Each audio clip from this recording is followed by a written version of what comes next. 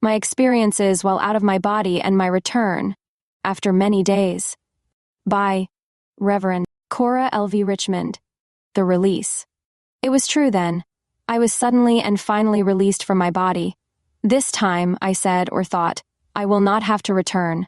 Many times, almost numberless, I had experienced the wonderful consciousness of being absent from my human form, of mingling with arisen friends in their higher state of existence, but until this time I had always known that it was only for a brief season and that there was a tie, a vital and psychic tie, binding me to return to my earth form.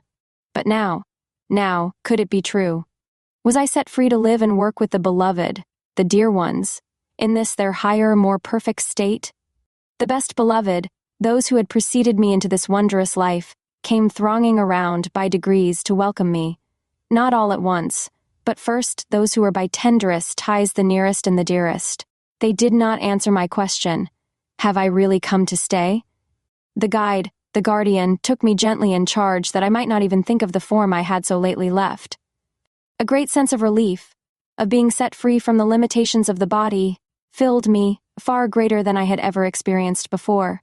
A feeling pervaded me that all of me was released. It surely seemed that my work in the human body was done, that the last word was spoken, the last pen stroke made. Oh, the wonder, the unspeakable joy of thus being united with the beloved, those whom I knew had never died, but had thrown off their garments of dust for the more beautiful raiment of the spirit. In a narrative written for others to read, one cannot dwell minutely on the sacred meetings with those who were ever nearest and dearest.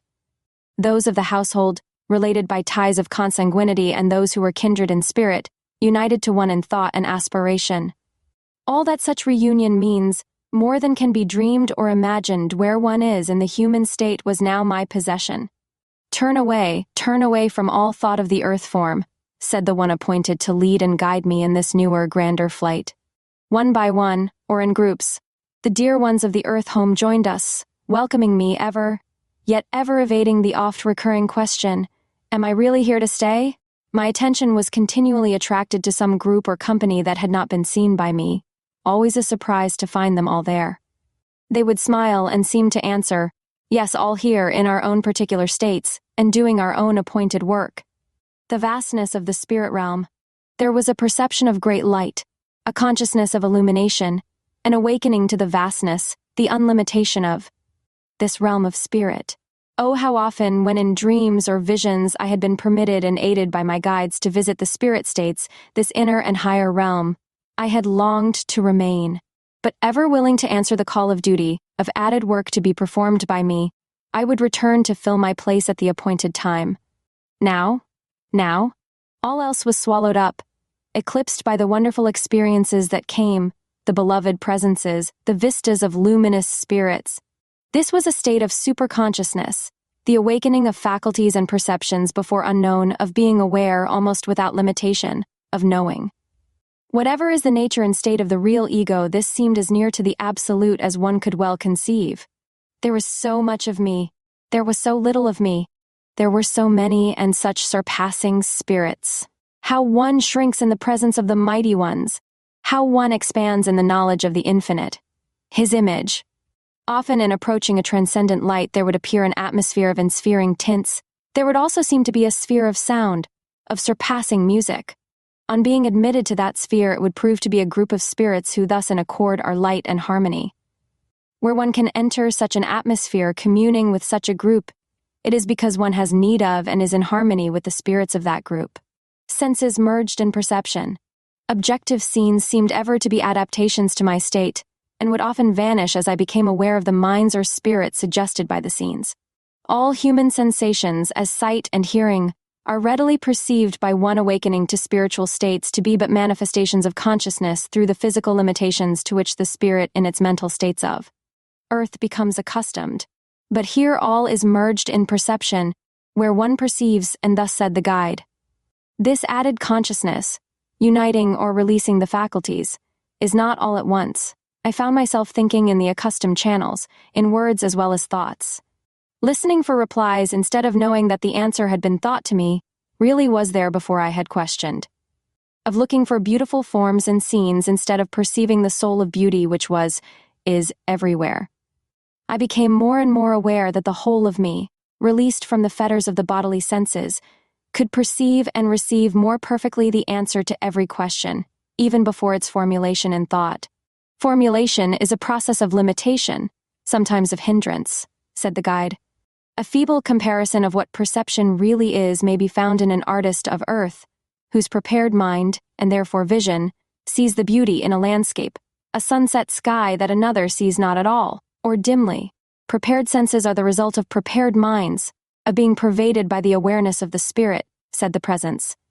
It is of little avail, however, to attempt to bring into outward forms of thought and expression the perceptions one is aware of while one is in that inner state, accepting that they relate to conditions under which those loved and loving ones in that state can reach and change for the better the sorrowing hearts in human life, the shadowed conditions of earth existence, the body in charge of guardians. After a time, I did not know it as time, I became aware of being led to where the earthly form was still breathing, being cared for and imbued with breath by a beloved guardian spirit and by devoted friends in human life. I was to return after all. It was necessary to keep my spirit en rapport with the body, as the psychic cord was not severed that connected body and spirit. But not at once was I to return. These periods of calling my attention to and visiting the body were brief, just enough to keep the vital spark alive, and aid the dear attendants in both worlds to prevent the complete separation which for many days seemed imminent. A vast congregation. It is well known to those who may be interested in reading these pages that during all the years of my mortal life, since the age of 11, I have been brought before audiences and assemblies of people, many thousands. Among them were hundreds who became friends, some of them lifelong, some of later years. I had known of the passing on of very many who had been members of those audiences and of my own flock. But I was not prepared for the vast congregation that came out of their respective groups composing a still greater concourse to meet me, nor was I prepared to realize that I knew most of them as friends on earth. There were those who had heard the utterances of my guides through my lips when I was a child, those who had attended and were my personal friends when I was still in my teens, and those who in later years had been of the audiences in many places, and those of my own beloved congregation. How difficult to realize that they were all gathered into the larger congregation of the skies. Each and all unfolding, working in whatever line of knowledge and work was theirs to attain and achieve, and to find all the treasured jewels of friendship more bright in the added luster of the larger life, the flowers in the garden of true affection growing more and more transcendently fair. This is indeed heaven, next in blessedness to the homes of the best beloved, which are the very kingdom of heaven. Ministrations of spirits. It was wonderful to note the ministrations of spirits to those in other less fortunate states, especially to those in earthly forms. Wherever the ties of consanguinity were also of real affection, the spirit guardians of the household responded to the call, perhaps only a thought, a longing, or a silent prayer for aid and strength, or a need unknown to the one ministered unto. Time is not a factor on the spirit side. The response to a need, an aspiration, a prayer is instantaneous. Where there seems to be delay, and often doubt in the minds of those on earth as to the presence and ministration of the loved one who has been summoned, it is because of earthly barriers. Because those in the human state cannot perceive, and many, alas, are not willing to receive the spirit friend.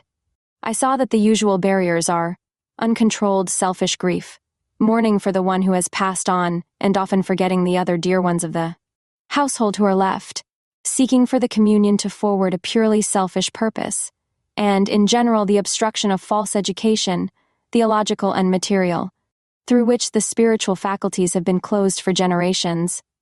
When human hands and hearts, even though the latter is wrung by pain, seek to help others who are in sorrow or need, then the way is opened, and the helpers are helped by the ministering ones. To mourn the friend as utterly gone who has only dropped the outer garments of the dust is to close, for the time, the avenue of communication or ministration. Long must the spirit helpers work and wait for people to be ready to receive their response to the call for aid. So many did I see who could not reach the recognition of their loved ones that I wished over and over again that there were more real message bearers, more to give comfort to those that mourn.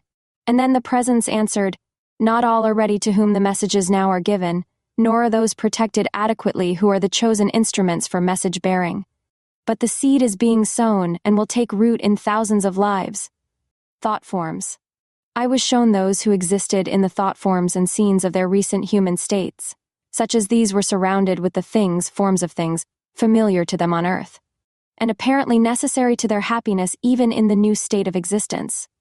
These scenes illustrated that our lives, even in the human state, consist largely of states of mind that we see the things we are accustomed to see, or have trained our minds or wishes to see, omitting many and sometimes most of the things of beauty and of import that we might see. The spirit states that are exactly like the scenes of earth are composed of the thought forms of the spirit's imaging or reproduction, and are the reality to them. I recalled the weaving of a web that I had once seen an industrious spider perfect, and he was afterward caught in his own web. I wondered if we are not often in human life, and the states that immediately follow the weavers of many such cobwebs? These thought webs seem to proceed from the minds of the spirits fashioning them, and in which the spirits seem to be ensphered, sometimes enshadowed. Before my questionings had taken form in my mind, the answer came from the presence. No, they are not enmeshed by the thought forms. Their creation is the result of the present condition. Remove the power to produce thought forms, i.e., to create one's own environment, and you remove all activity of mind. As the spirit unfolds, the thought forms change, and then disappear as perception takes the place of limitation by the senses. With the almost axiomatic proposition that our world of life is what we make it, our spirit surroundings and conditions the result of our states of unfoldment, it became less difficult, even when returning to the limitations of human organism, to understand the conditions of existence in the next stage of personal experience, beyond the transition misnamed death.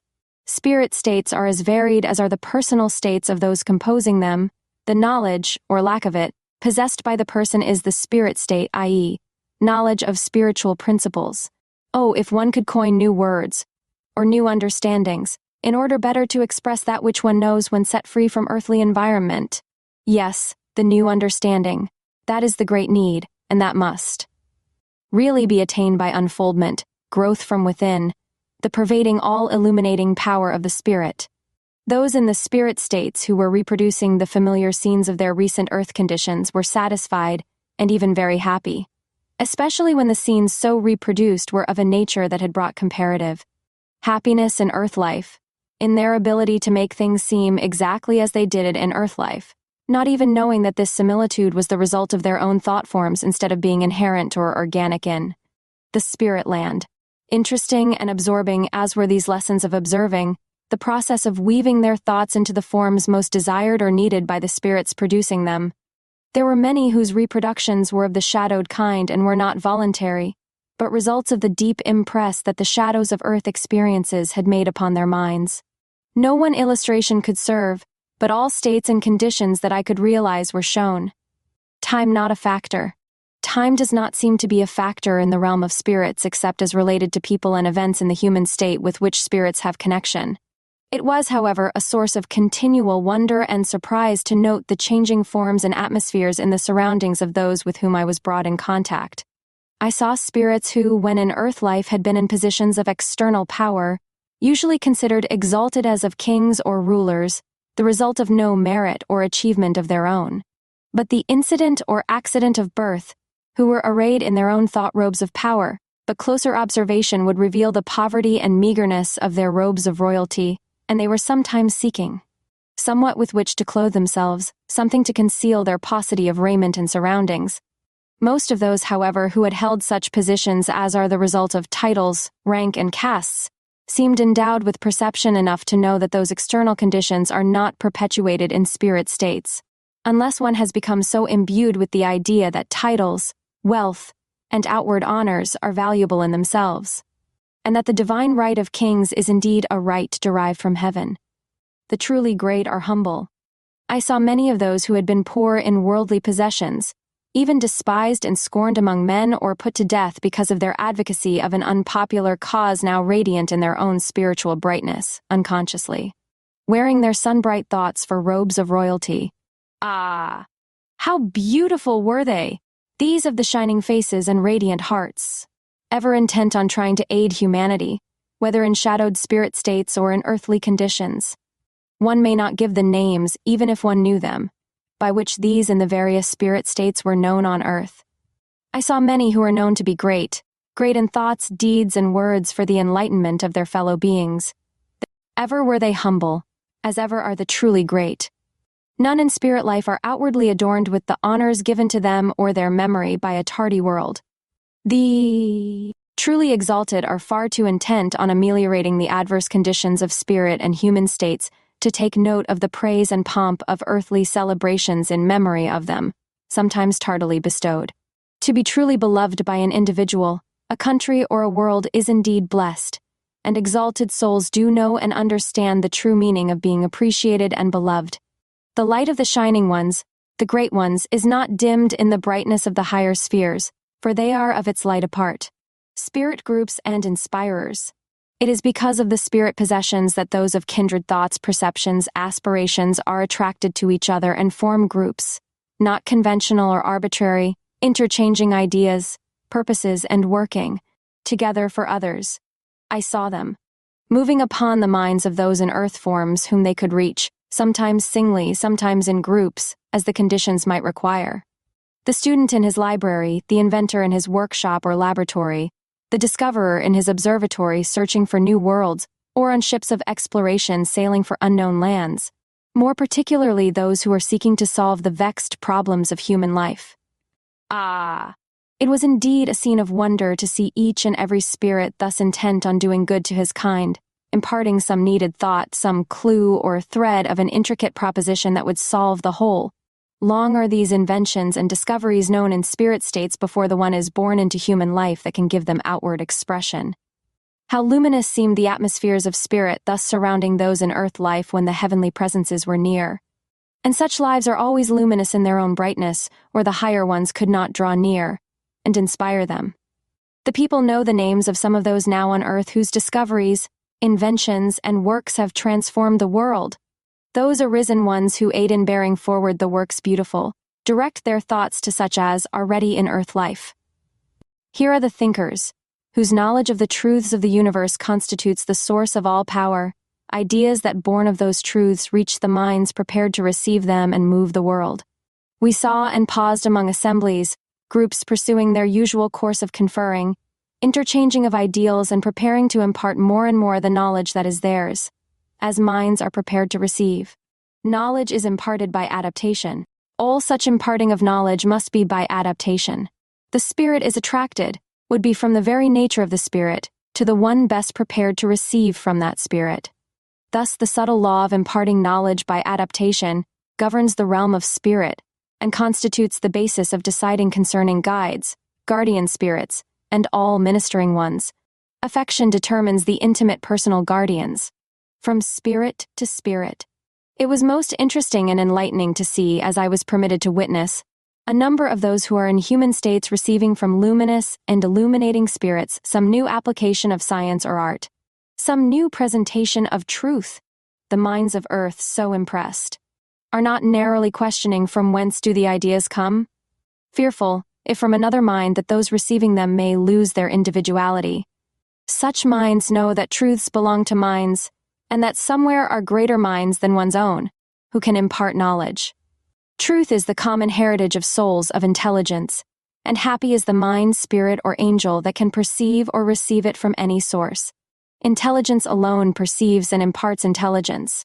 The process of imparting knowledge from spirit to spirit, whether those imparting and receiving are in spirit states or still in earth forms, grows ever more and more interesting as one passes into greater awakening and perception of the realities, the verities of spirit. Teaching, education, in the human sense, only exists in those states or conditions in the spirit realm where the human methods and forms of thought still govern the minds of the spirits.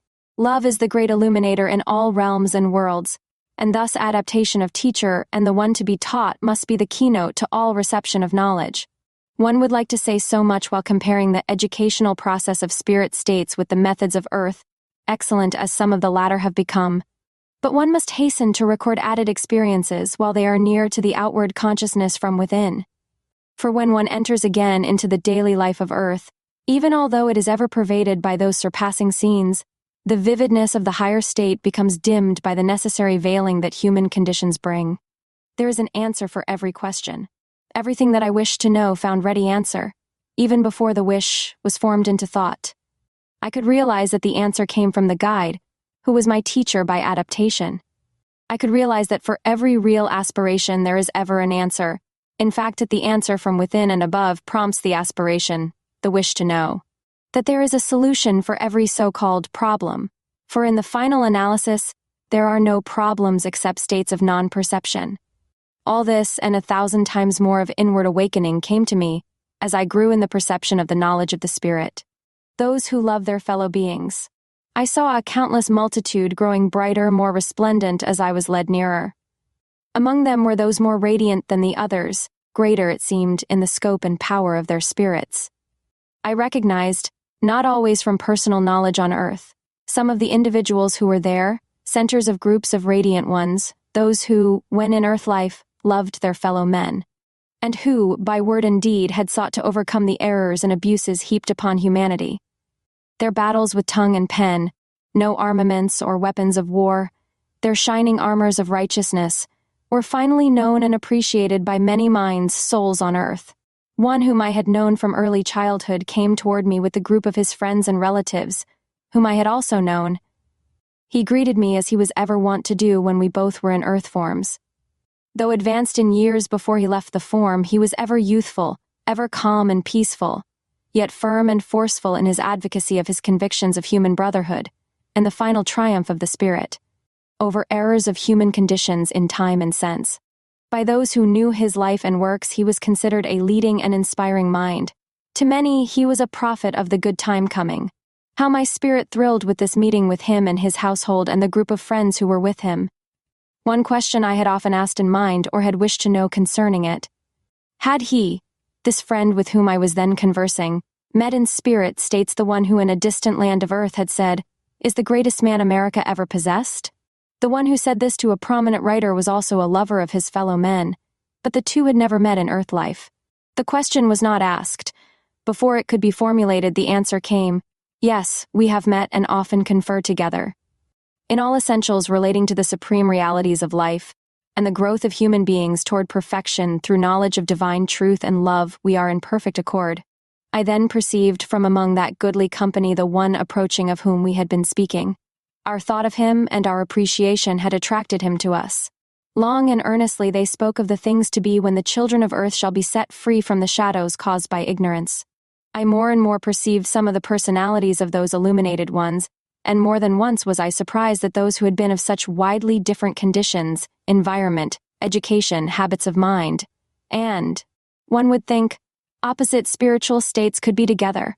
The presence aware that the surprise would exist, said, "As you already know, differences of birth, nationality, outward rank, and even of education are not real differences in spirit. These are, and were, all lovers of their kind, lovers of peace through enlightenment and righteousness, and they are now, as they were when on earth, constantly seeking through interchange of high ideals, to find the best means for helping others, to lift the clouds of ignorance from the minds of earth. Even now one is within your vision whose presence here will surprise you." I saw a stately form and recognized the one who, as the head of a great ecclesiastical organization, had, in the prayer for peace, issued a short time before he had passed from his earth form, given the following significant sentence: "May they, the nations, remove the causes of war." As a lover of humanity, a promoter of peace, he seemed to stand near these shining ones, many of whom, when on earth, and now, have never recognized any ecclesiastical authority. Of course, I knew that all such lines, barriers, and human standards are removed or rapidly vanish in spirit states among enlightened minds, and that they realize, as this one must have realized, that the earthly office and all its outward symbols and adornments cannot continue in a realm where the real nature stands revealed, the nature of the Spirit. All these composing this radiant assemblage were intent on reaching, and for their good, acting upon the minds of those on earth for the promotion of peace on earth and love to all. Alas and alas, those engaged in actual war, the war raging between one half the nations of the earth that call themselves enlightened, cannot be reached until the leaders and rulers have learned the lesson taught by bitter experience. So the present said, and so I had perceived, saddened by the thoughts of the awful human suffering that must ensue. The shadows of the conflict. Then I was shown the dense shadow, the awful darkness that seemed an engulfing abyss, the scenes of the conflict now raging on earth. That which I saw, then just begun, seemed, however, more to represent the spiritual and mental states of rulers and leaders than the physical scenes of battles.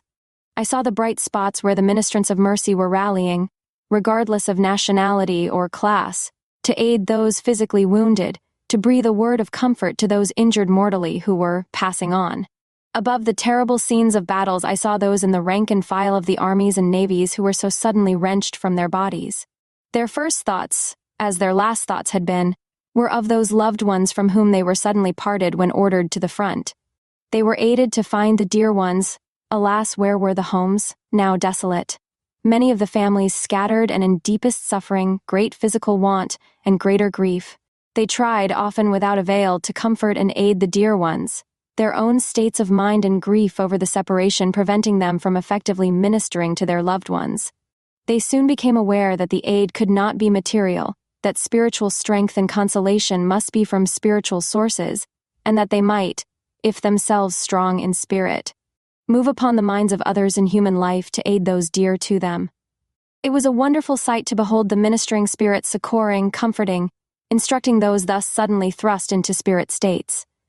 None but those endowed with the divine gift of loving compassion, like a Florence Nightingale or a Clara Barton, could so successfully aid those spirits thus ruthlessly torn from their human ties and forms.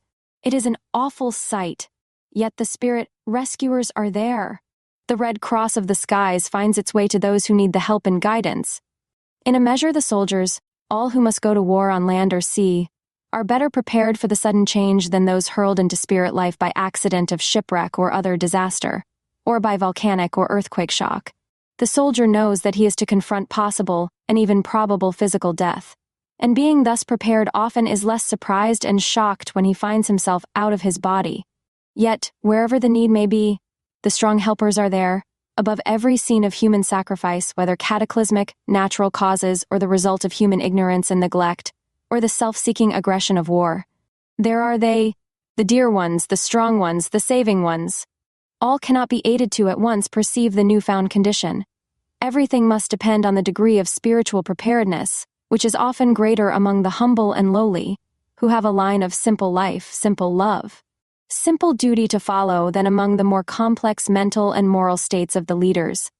The real state, spiritually, determines the condition of the spirit in spirit life. Nor were the clouded and shadowed scenes of earth life found alone above the lines of battle. There were sometimes deeper shadows among the scenes of pleasure and mirth, mocking splendor of wealth and its opposite of want, squalor, misery. The toll of human sacrifice is not always in the death of the body. There are vortices more terrible than the volcano's fiery breath or earthquake's yawning mouth.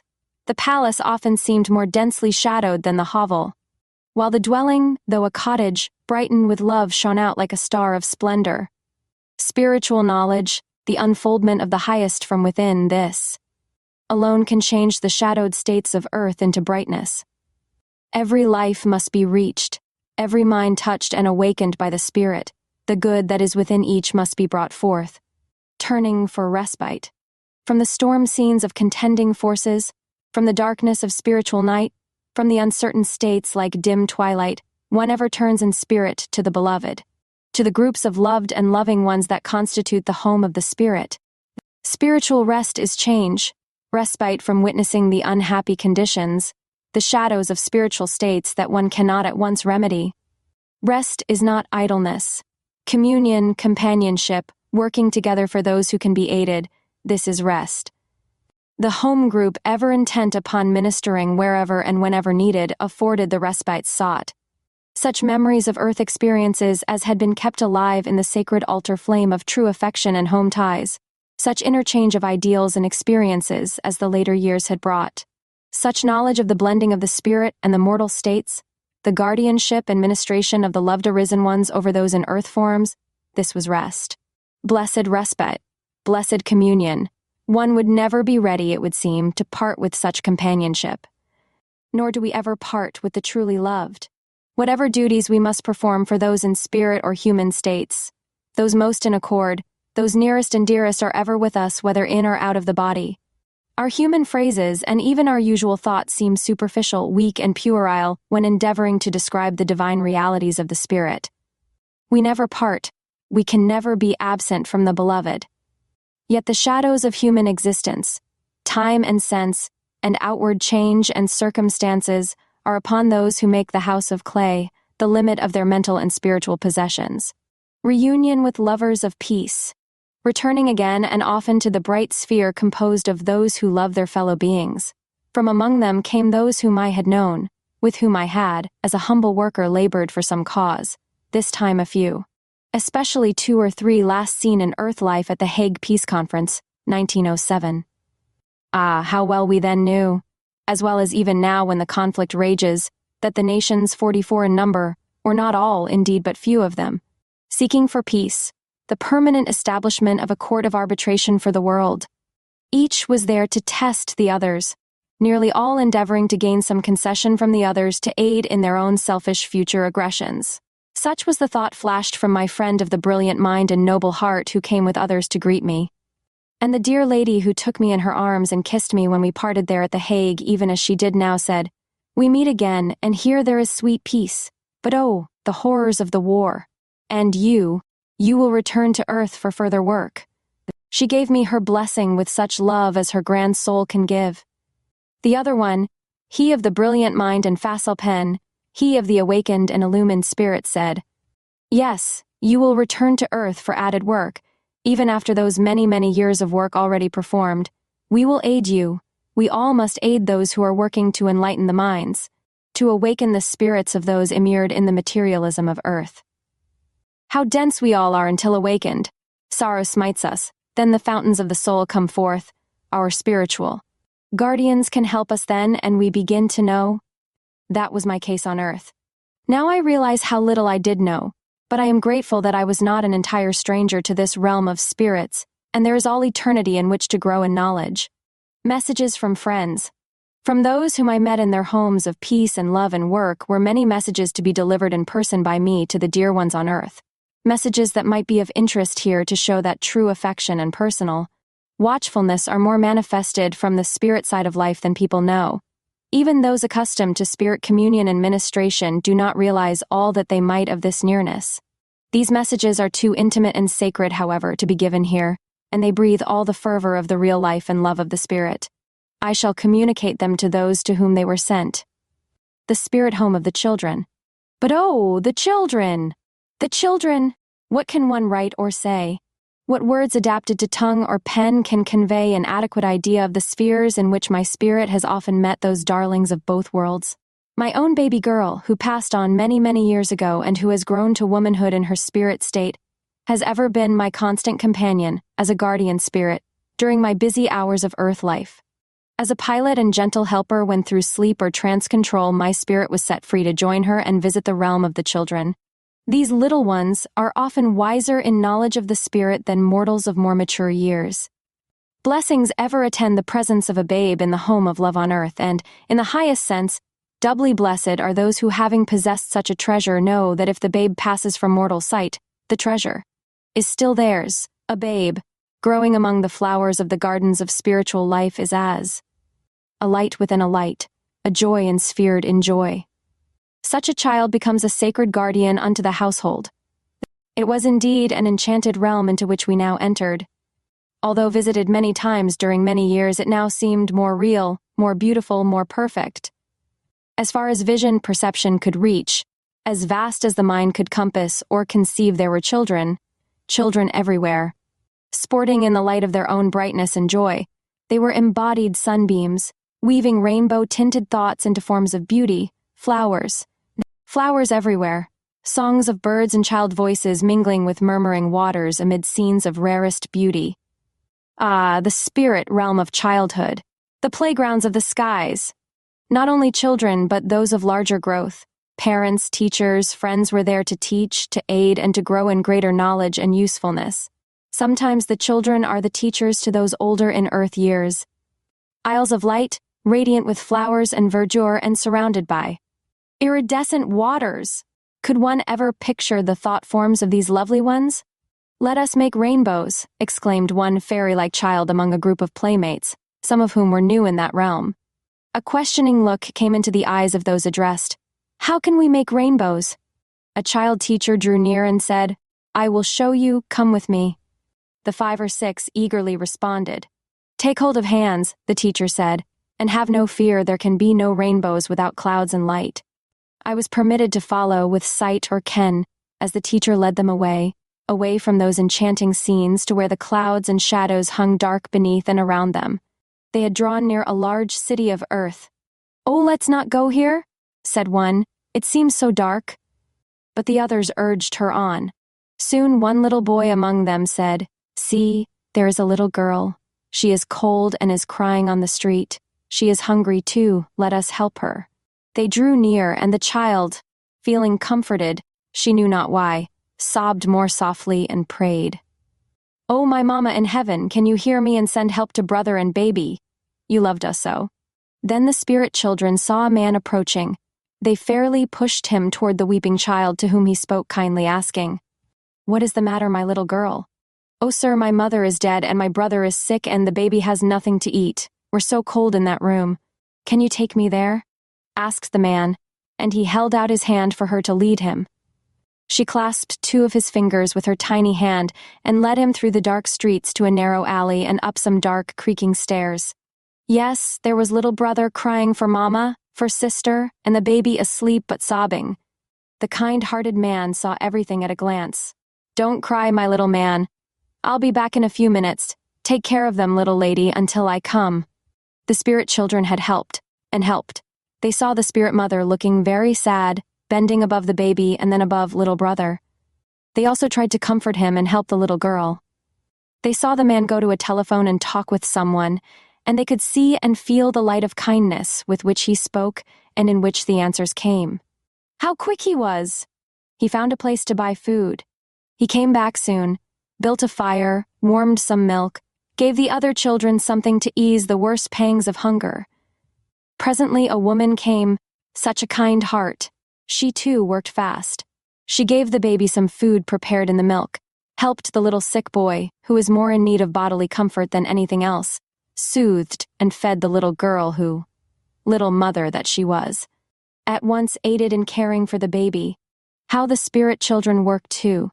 They had made the man see and hear the little girl, had aided in guiding her to the dismal room called home, had helped him find the telephone and the place to buy the food, had helped the woman to find the place, had helped take care of the children and comfort them and the spirit mother. "Now," said the teacher, "we will return to our beautiful home." One little boy whispered to the teacher, "I know there are more children and people who need help down there. Can we go again and help? Whenever you choose to make rainbows or flowers or other beautiful things, we will go." And they rejoiced. Lo! As they passed through the encompassing clouds, circles of rainbows o'erspanned them, and paths of rainbows guided them to their spirit home. When the other children saw them approaching, they sang, "Oh, the rainbows! Oh, the rainbows! When you dry the tears of sorrow and help those in need, you make rainbows."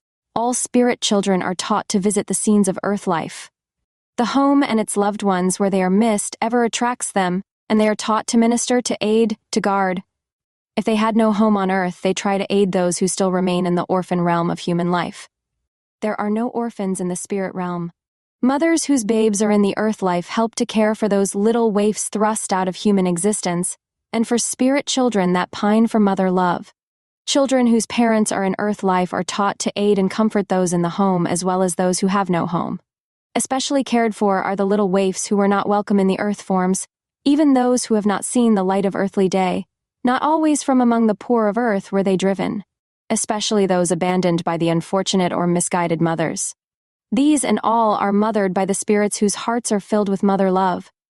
And here it is well to note that not all who are earthly parents are real fathers and mothers, and many who are childless work night and day in the asylums on earth to save some neglected, forsaken child. These are real parents. What greater punishment could there be than when the human mother has turned away from the sacred gift of motherhood she meets, on entering spirit life, her own neglected babe who welcomes her there? Coals of fire! It is not always to visit scenes of sorrow and want that the spirit children are led to the earth, houses, schools, playgrounds, where the little ones of earth are taught, places of entertainment and amusement where they play and sing and grow. There also are the playmates of the spirit home mingling with them and endeavoring to impress them with thoughts and deeds of loving kindness with things of beauty. Returning to the realm of spirit children, one finds such respite from care, such constant sources of happiness, such fashioning of forms of beauty. Oh, that all could know. Knowledge of all this has reached but few on earth, yet more and more will human minds be pervaded by the methods of the skies.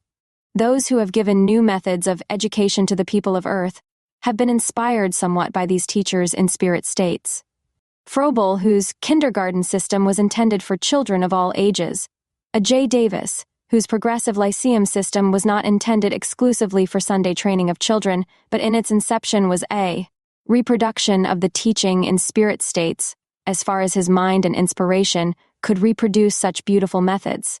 Even if one could give in human language the form of teaching or methods of the spirit states, the law of adaptation prevailing in the higher realms might not always be available in human life. How beautiful to know that growth and the best opportunity for the highest unfoldment with most loving teachers and guardians surround the darlings who have passed from the households of earth. Here then, O human parents, O sisters and brothers, you who miss the bodily presence of the one who occupied the vacant chair. You who feel the pervading sense of the absence of the loved children, here they are, bringing to your very homes and hearts, could you but realize it, the love, the knowledge, the wisdom, the beauty of the skies, beauty and harmony. Ever from childhood through all the years of earth life, beautiful scenery, tints of earth and sky, music, in fact all beautiful sights and sounds, strongly appealed to me. In the spirit states I noted that harmonious colors, beautiful scenes, and often exquisite music greeted me as we approached groups of radiant atmospheres. Encircling spheres of light, such exquisite sounds of harmony as one dreams must be the music of the spheres. On approaching nearer, I would perceive that the tints and sounds, as they reached me, were the radiations of thought, the spirit activities of these thus ensphered who have attained real harmony. They were not making beautiful colors and music, but living them. The artists. Perhaps I have elsewhere written that music in spirit states does not always accompany the one who was a musician on earth, and harmony of color. Beautiful surroundings may ensphere one who never thought of being an artist. Their lives have been interwoven with sweet and loving thoughts and deeds. That which would have been a source of surprise had I not previously known it was that artists, painters, sculptors, musicians, and even some of the poets, known by those names on earth, are not fashioning landscapes, portraits, or carving from stone the images of lovely forms, nor are they fashioning or weaving into music or verse some classical or other theme. All of those who were geniuses, all who were idealists, true lovers of their kind, find here in spirit life their highest happiness in ministering to others, in moving upon the minds, hearts, spirits of those to whom they are adapted, until they perceive the soul of beauty and fashion it into their lives. The masters of art, painters, sculptors, builders, construct their temples and adorn them with lives, the true images of beauty in thought, feeling, aspiration, achievement. Music is perfect harmony, of one life with itself and others, of many lives in all their highest purposes. Such are the creators of the symphonies of the skies.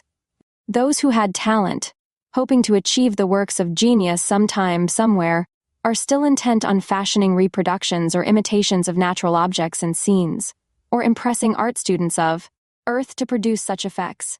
But these are not the creators. Every creation is from within and must, said my teacher. One wishes for a magic pen, or for a perfect gift of expression, to convey in language the subtle consciousness of the beauty and harmony that meet one, as one is led to the atmospheres of some of the creators of beauty. More wonderful than all else was the knowledge that many who had never painted, carved, builded, or traced the score of musical composition were surrounded and pervaded by such ineffable loveliness that one could weep for very joy on perceiving it.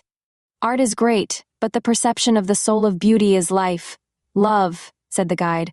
One perceives in such states as were there revealed that the true artist has not always been known among his fellow human beings, moving upon the world of thought.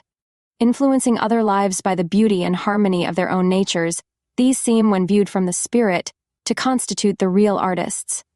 Is not the temple of the soul a living temple? Is not the art of molding the mind to perform the mandates of the spirit more to be sought for and greater when attained? Eternal in the heavens are the temples not made with hands. So said the guide, and so I perceived more and more clearly.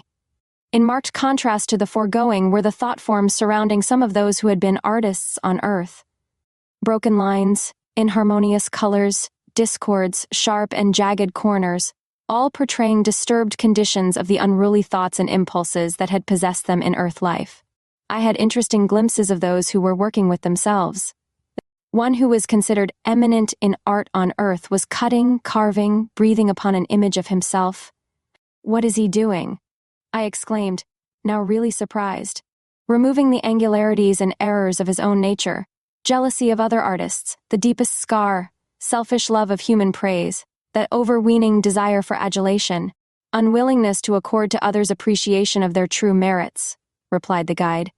Later, I saw that artist self-renovated, and one whom he had envied, derided, and scorned, when both were in earth life, working together, producing, through artist minds on earth, works that possess the merits of both with the added tone of harmony, the strength of one being merged in perfect accord with the grace and loveliness of the other, blending in wondrous works of beauty. This was a wonderful lesson, serving to illustrate that at first, and possibly for some time after entering spirit life, one's chief occupation is, or should be, removing one's own limitations. But this cannot begin until one is aware that one has the imperfections. To be conscious of one's faults is half the remedy. Bodily imperfections, infirmities, and disease, unless retained psychologically by having constantly encroached upon the mind, or deformities that are dwelt upon mentally, are dropped with the body. But such infirmities of mind as are born of an undue egotism, undue self-love, the capital I around which the universe revolves, must be removed before the spirit can enter upon real work. As with artists, so with those eminent in science or any department of human thought and endeavor, the truly great are ever the most humble. Realizing that however much they know, and however clearly they can think, the universe is full of things we do not know, as one of the great ones aptly said. I had met one, a brilliant mind, who in earth life was gifted in many ways, chiefly mathematics. He had breakfasted on billions, dined on duodecillions, supped on septicillions, he wrote to the rhythm of logarithms, and worshipped at the shrine of the calculus. I tried to imagine what he might be doing. Perhaps he was measuring the immeasurable or calculating the uncalculable. I saw him. Where was his observatory? Where his maps, charts, instruments? The answer swept over and through me with a great thrill. The knowledge that comes to the spirit is instantaneous. If one is ready, how can one use even the most perfect instrumentalities and methods when time and space are eliminated? Truth is perceived.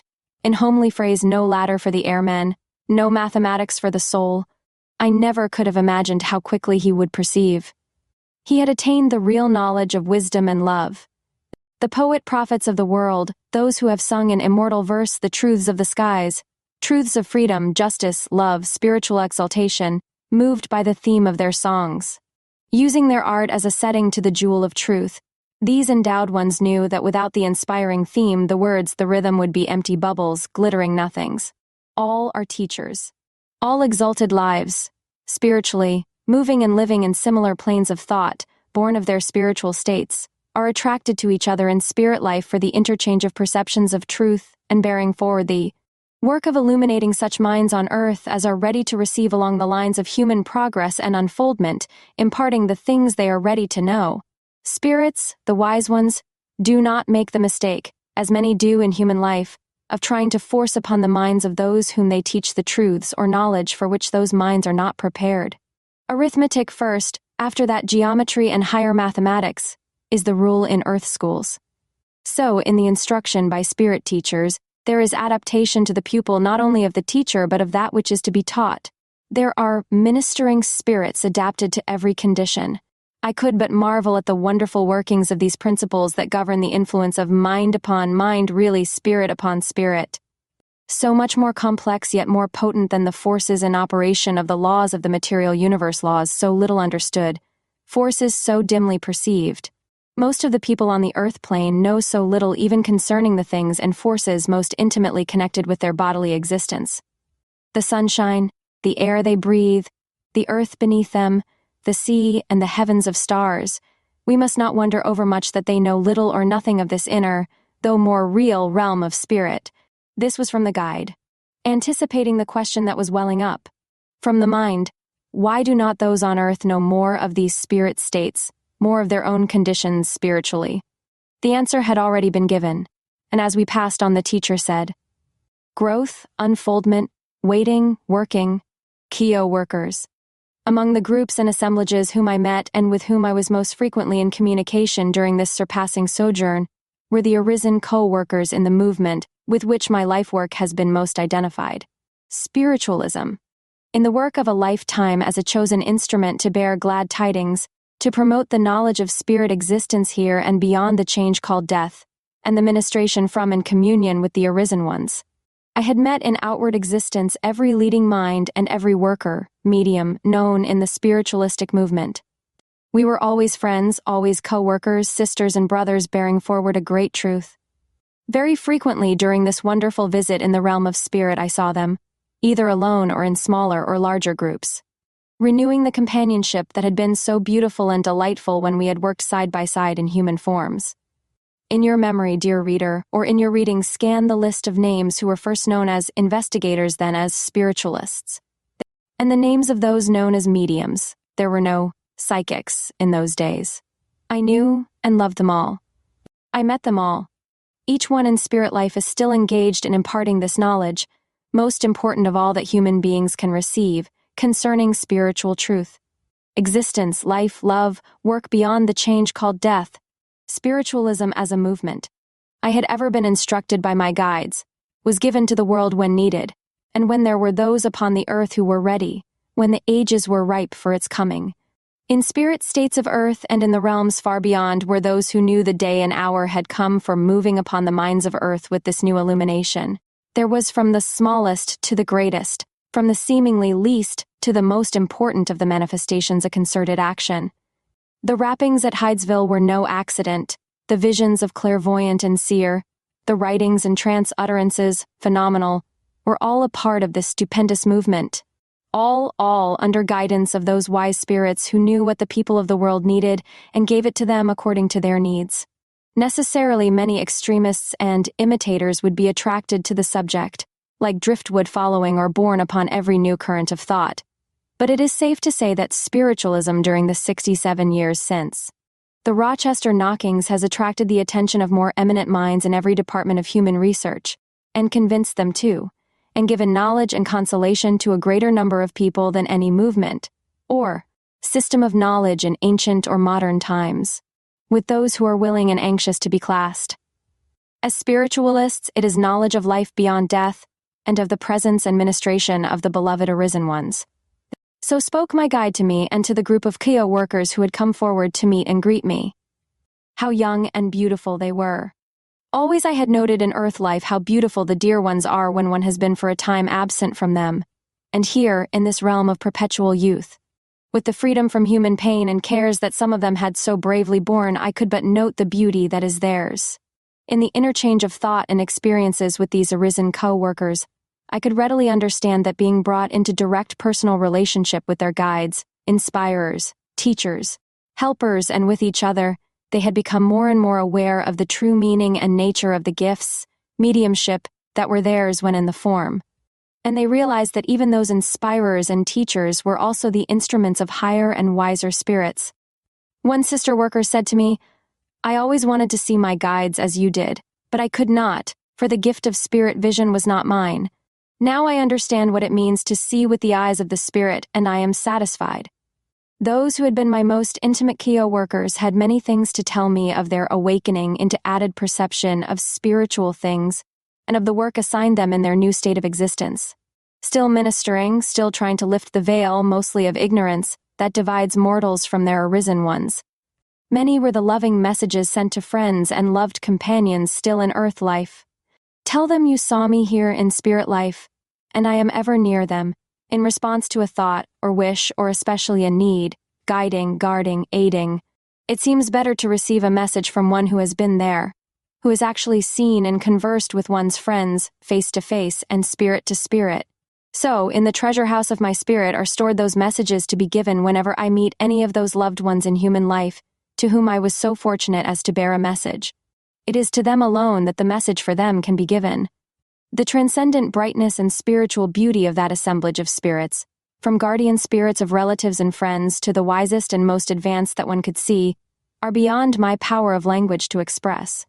There is no formal taking of one's place or position, no ceremonious assigning of duty or work, but in groups and larger companies as well as in personal ministrations, a mutual understanding of purpose.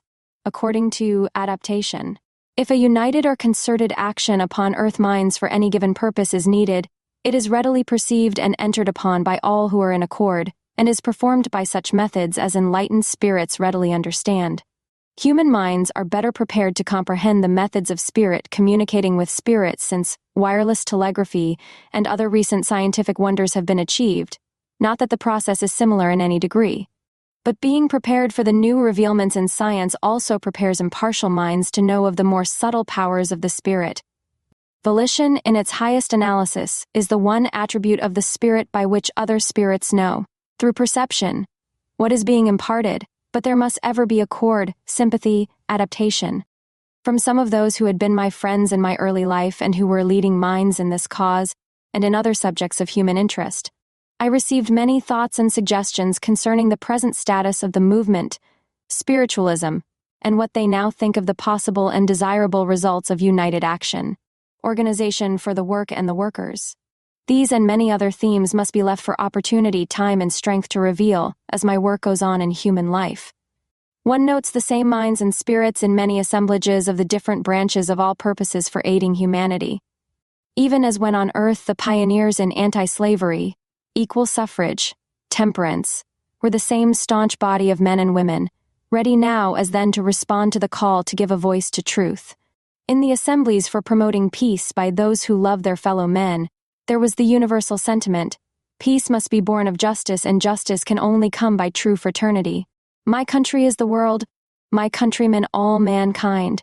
This is the standard extending to include all souls. It seems to inhere in the very nature of human life that men will fight for. Personal liberty. Freedom from physical bondage and involuntary servitude. 2. For defense of those nearest and dearest enshrined in the home. 3. For country when it represents the home, and those ideals to which the heart ever clings. To remove the causes of war, all selfish seeking, all aggression by any nation upon the rights of others must cease, and this must come by growth, by enlightenment in the cardinal principles of justice, love and truth. These and many other thoughts were given forth in that assembly. A great wave of uprising among the women of all nations was predicted in favor of conditions that would make for peace, leading to united efforts between the most enlightened men and women of all nations to the establishment of peace born of right, not might, the peace foretold by poets and sages of all time. Yet all agree in that wonderful assemblage that treaties of peace are without avail unless the moral force of the nations, among their leaders, rulers and a majority of their people, is sufficient to dominate and make just treaties binding. As individuals are now expected to adjust their difference in courts of law, often misnamed justice, and it is the aim of a majority of citizens not to encroach upon the real rights of others. So the time must come when nations will agree to a similar method in adjusting possible differences that may arise, and this much can come even before the real millennium of peace on earth and love to all mankind. There must be some other international tribunal than the battlefield. Earth, sea, and air must not be held in bondage for physical carnage. In the final day of peace, even peace tribunals will not be needed, but now may angels speed the day of peace born of justice. In most instances I could tell the personality or human name of each one giving forth a particular thought, and all were in accord. Alas, I could also perceive that they saw, in viewing the conditions of earth, that the end is not yet. I cannot mar this wonderful visit, this respite from pain and cares of earth, by dwelling too long among the shadows, war clouds, and darkened states of earth life. As beyond the storm clouds of earth's nearest material atmosphere, the sun always shines glorious and with resplendent brightness, so beyond the horrors of war, the desolation and ravagement of nations incident thereto. Beyond the storms, earthquakes, and cataclysmic throes of nature, the sun of spiritual hope and love ever shines surpassing fair, and all the angelic and spiritual hosts are ready to aid, strengthen, succor the spirits enshrouded in time and earth conditions. The return. More and more frequent were the summons and the visits to my mortal body to re-imbue, as it was now found possible, with my spirit, to restore with the personal presence. The body within which the vital spark had been kept alive by blessed guardian spirits and devoted friends on earth. More and more the spirit home friends, the best beloved, and the guides encouraged the thought of my return to fulfill the appointed work on earth. I had prayed to be allowed to remain, to let the body pass. But now, gradually it is true, the idea of resuming the human habiliments, the garb of the material body, became less repugnant, and I finally freely said, "Yes, I will go, as that is the appointed way." Have you, dear friend, who may be reading these imperfect fragments of a perfect experience, as any narrative must be, ever visited some fair garden, some sequestered home of dearest friends, a place radiant with beauty and enchantment, where there were flowers massed in rarest combinations of color and fragrance, fountains murmuring in answer to the summer winds, music, such as seemed a part of the enrapturing scene? Have you enjoyed this with the chosen friends that alone could make the scene sacred, the best beloved? And have you known the reluctance to return to the outer world of daily routine of care, perhaps of pain? Ah, then you know in the smallest degree what it meant to me to return to my bodily form. Yet even now the soul of all that was mine in that wonderful surpassing state is ever with me, nor will it again be absent from me, since it is enfolded in my very being. I am more complete now, even in the body which ever divides us from the soul of life. You will be with us again and often, they said. The guide said no formal farewells, no leave-taking, but everywhere from every dear and blessed one, blessings, peace, joy, and love go with you into added strength and work. And here I am, ready to help the body to grow stronger, and to willingly, joyfully in the future as in the past, perform the work assigned me, until they call me home. Cora L.V. Richmond.